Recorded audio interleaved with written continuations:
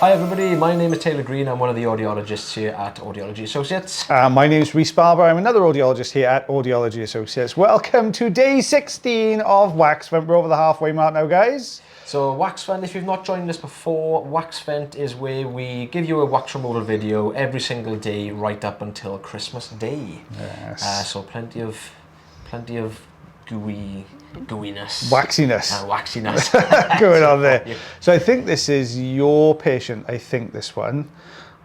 Can't remember, to be honest. No, that's right. It's got a very sticky, it's very, very sticky wax here at the entrance, isn't it? They're looking really blocked up there. All together though, so it seems to be well, coming out in one big piece really. Yeah, it's holding nicely there, isn't it? Quite a big plug there. So this is the standard size Zollner tube as well. So this is the larger of the two suction tubes that we would use. Oh, that came out a nice, easy, quick one for you to start with. That's great. So textbook there, nice and healthy. So let's have a little look in this other ear. Ah, okay, so we've got something that shouldn't be in there on this side. This is yours. This is mine. This is oh, there we are. There you go. See.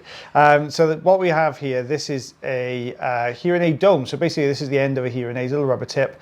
Unfortunately for this one, though, it's really sideways on. So it's a really difficult one to get a grip on. We're trying here with the crocodile forceps to try and grab the little skirt, the edge of the skirt there, but it's not really coming away. So we've got to reposition it here just to try and get this out. Now the plan was try and pull the one end and sort of turn it so we could get behind it, but as it came down it got stuck and it just would not budge.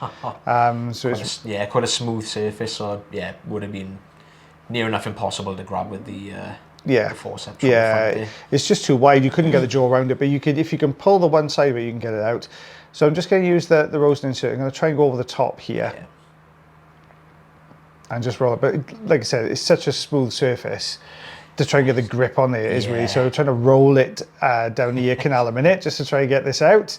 And I'm hoping I can tuck in behind that little lip you can see just there and pull this out. That'd be perfect there now. There you go. So we were going to say that exactly. There we go. So out is coming out. We're just going to get behind that top section. Little bit of a pull. There we are. So that came all the way out then. This patient basically they'd come off in the patient's ear, but they didn't realise it had come off in their ear. They'd taken the hearing aid out, assumed they dropped the dome on the floor and then put another dome on, put it back in their ear again. So this has been sitting there for a little while. Yeah, I've had that in the past several times where they said, you might say, how does the patient not know this is in the ear? Yeah. When someone's wearing a set of hearing aids, obviously if it's fitted correctly and the dome is comfortable in the ear, they don't tend to feel it in there. So that's one of the reasons why most people don't realise they've got it in there. Yeah. And with the hearing gloss on top as well. Yeah. You know, they're not going to know whether it's sounding any clearer or not. That's right. Yeah. It's, they're designed to be comfortable. They're designed to be able to be worn in the ear for a long period of time. So if they do come off like that, sometimes patients just don't realise that's happened, unfortunately. But a lot of dry wax and dry skin in here as well. That's also not uncommon if somebody's a hearing aid wearer, because you'll find it'll tend to build up around the end of the dome where the hearing aid would be sitting in the ear canal. So everything's trying to migrate out and it hits that portion. And it won't come out very easily then. Yeah, it's just made of a soft silicone. The domes, so they're very flexible. Very flexible.